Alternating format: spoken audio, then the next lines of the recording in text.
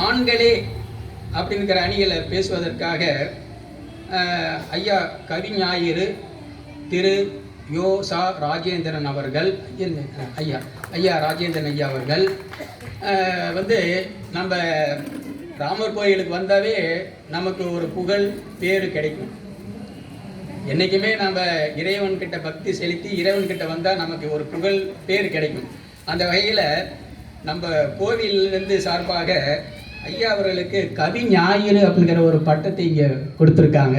ஐயா கவி ஞாயிறுன்னு சொல்லிட்டு, அதே போல் ஆண்களே அந்த ஐயா ராஜேந்திரன் ஐயாவை பற்றி நம்ம ரொம்ப சொல்லணும் அப்படின்னாங்க, இவர் வந்து அரசு மேல்நிலைப்பள்ளி மாதவரம் வணிகவியல் துறையில் முதுநிலை ஆசிரியராக இருந்து தலைமை ஆசிரியராக இருந்து ஓய்வு பெற்றவர். 35 ஆண்டுகள் பணிபுரிந்திருக்காங்க ஐயா அவர்கள்.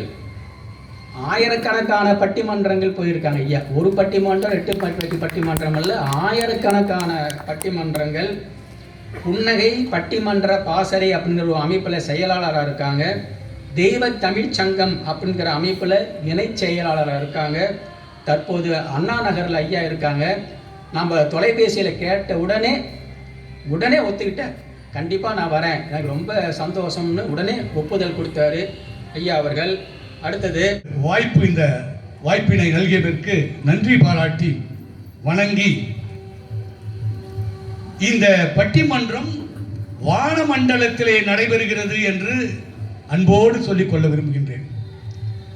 ஏன் தெரியுமா? கவி ஞாயிறு எனக்கு பட்டம் கொடுத்திருக்கின்றார்கள். ஞாயிறு நான் இருக்கின்றேன், அங்கே கவிமதி என்னுடைய சகோதரி இருக்கின்றார்கள், கவி தாரகை இருக்கின்றார்கள், சந்திரன் சூரியன் தாரகை இங்கே சங்கரும் இருக்கின்றார் வானமாக என்று சொன்னால், வானமண்டலத்திலே நடைபெறக்கூடிய இந்த அற்புதமான பட்டிமன்றம் சீரும் சிறப்புமாக நடைபெறும். இந்த நேரத்திலே உங்களை எல்லாம் நான் கேட்டுக்கொள்வது, எனக்கு போகும்போது வெள்ளித்தட்டு தாருங்கள், தங்கத்தட்டு தாருங்கள், வைரத்தட்டு தாருங்கள் என்று கேட்கவில்லை. இப்பொழுதே உங்களுடைய கைத்தட்டலை மட்டும் தாருங்கள் என்று அன்போடு கேட்டுக்கொண்டு, அப்பொழுதுதான் இது சிறும் நல்ல கலகலப்பா போகும் பட்டிமன்றம். ஏன்னா இப்படிப்பட்ட கொஞ்சம் பேர் தான், வைரம் வந்து கொஞ்சமா தான் இருக்கும், மின்னும். அப்படிப்பட்ட அற்புதமான பார்வையாளர்கள் சான்றோர் பெருமக்கள்லாம் இங்க உட்கார்ந்துருக்கீங்க. இந்த நேரத்தில் இங்க வரும்பொழுதே எங்க சகோதரி ரோஸ்லின் தீபா அவர்கள் இந்த பக்கம் வந்தாங்க. திடீர்னு என்ன நினைச்சவங்களோ தெரியல, சார் நான் அந்த பக்கம் போறேன் பாருங்க. நான் அப்பயே சொன்ன நடுவர்கிட்ட, ஐயா இந்த பக்கம் ஒரு பெண்ணையும் அந்த பக்கம் ஒரு ஆணையும் மாட்டி போட்டிருக்க கூடாதா? நாங்க தான் வீட்டில் 365 நாளும் பெண்களோட பட்டிமன்றமா பேசிக்கிட்டு இருக்கோமே, இங்க வந்து அவங்க கூட தானே போராடணும், பெண்கள் கூட இப்படி பண்ணிக்கலன்னு சொல்லிட்டேன். அதுக்காக தான் இப்போ நோக்கர் சார்பாக ஒன்று எனக்கு பக்க பலத்தை கொடுத்துருக்காங்க ஐயா.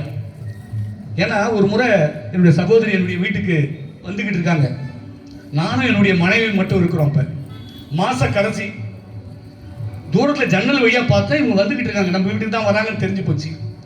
நான் உடனே மனைவியை கூப்பிட்டு, அம்மா என்னுடைய சகோதரி வந்துக்கிட்டு இருக்காங்க, காஃபிலாம் ரெடியா இருக்கா? ரெடி வேணா வந்தவங்களுக்கு கொடுக்கணும் இல்லையா? அட என்னங்க மாச கடைசி ஆயிடுச்சு, சர்க்கரை இல்லை, காஃபி தூள் இல்லை, வாங்குறதுக்கு உங்களை சொன்ன நீங்கள் மறந்துட்டீங்களா, பால் கூட இல்லை, வர்றவங்களுக்கு என்ன கொடுக்குறதுன்னு தெரியலையே, என்ன பண்ணுறதுன்னு தெரியலையேன்னு சொன்னேன். உடனே அந்த அம்மா, என் ஒய்ஃப் இல்லையா மந்திரி, எனக்கு அவங்க ஐடியா கொடுத்தாங்க, ஒன்றும் கவலைப்படாதீங்க, அவங்க உள்ளே வருவாங்க, எட்டி பார்ப்பாங்க, நீங்கள் என்ன அடிக்கிற மாதிரி அடிங்க, ஆனால் அடிக்காதீங்க, நான் அழுகுற மாதிரி அழுகுறேன், அழுவ மாட்டேன், அவங்க என்ன நினைப்பாங்க, சண்டை வந்துச்சுட்டு நினச்சிட்டு போயிடுவாங்க என்று சொன்ன உடனே அதே மாதிரி வந்தாங்க. அடிக்கிற மாதிரி அடித்தேன் என் ஒய்ஃபை, அவங்களும் அழுகுற மாதிரி அழுதாங்க, இவங்களும் போயிட்டாங்க. நான் உடனே சந்தோஷம் தாங்கல, அம்மா நீ கொடுத்த ஐடியா ஜம்முன்னு ஒர்க் அவுட் ஆயிடுச்சு, நான் உன்னை அடிச்ச மாதிரி அடித்தேன், ஆனால் அடிக்கல, நீங்க அழுகுற மாதிரி அழுவலன்னும் போது பின்னாடி இவங்க, நானும் போன மாதிரி போனேன், போகல வந்துட்டேன். நாங்கள் இப்படிப்பட்ட ஒரு திறமைசாலிகள்லாம் அந்த பக்கம் இருக்காங்க. எனவே நாங்கள் ரொம்ப ஜாக்கிரதையாக தான் இதை வாதாட இங்கே சொல்லணும். நடுவர் அவர்களே, உங்களுடைய முன்னுரையில் முகவுரையில் ரொம்ப அருமையான தீர்ப்பையே சாதகமாக சொல்லிட்டீங்க, ரொம்ப சந்தோஷம், ரொம்ப அற்புதமாக சொன்னாங்க. பக்தி என்பது வேறு, ஆன்மீகம் என்பது வேறு. இந்த தலைப்பு இங்கே ஆன்மீகத்தில் அதிக ஈடுபாடு உடையவர்கள் ஆண்களா பெண்களா, இதுதான் தலைப்பு. இப்ப பக்தி வேறன்னு சொல்லிட்டீங்க, ரொம்ப சந்தோஷம் எனக்கு. ஏனென்று சொன்னால் பெண்கள் அன்பே உருவானவர்கள். அன்பினுடைய உச்சம் தான் பக்தி. அவர்கள் ஆண்டவன் மீது செலுத்துகின்ற அத்தனையும் பக்தி. எனவே ஆன்மீகம் என்பது எது?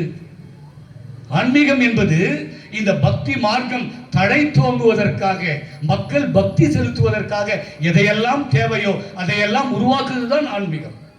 உதாரணத்துக்கு இந்த பகுதியில் இந்த ஸ்ரீராமர் ஆலயம் உள்ள போய் பார்த்தேன், அற்புதமா இருக்கு.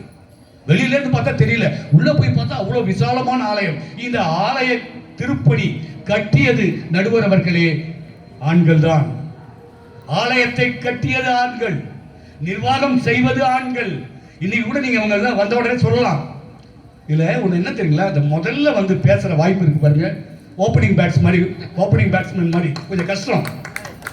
எங்க சங்கர் ஐயா கூட சொன்னாங்க, நான் கேட்டு பார்த்தாங்க, சார் அவங்கள கொஞ்சம் முன்னாடி பேச விட்டுங்களேன் கேட்டாங்க. நான் உள்ளுக்குள்ள சந்தோஷமா இருந்தேன். பரவாயில்ல ஐயா, நேரம் இருந்தா இன்னொரு வாய்ப்பு உங்களுக்கு கிடைக்கும். மகிழ்ச்சிங்க, மகிழ்ச்சி, ரொம்ப மகிழ்ச்சி. இருந்தாலும் அந்த ஓப்பனிங் பேட்ஸ்மேன்ல என்னன்னா எந்த பால் வரும் என்னன்னு தெரியாது, ஆடணும், வேற வழி கிடையாது. ஆனா நாங்க தைரியமா இருக்கோம். ஏன்னா வெற்றி பெறக்கூடிய அணி எங்கள் அணிதான் என்று முதலே முன்னுரையில் சொல்லி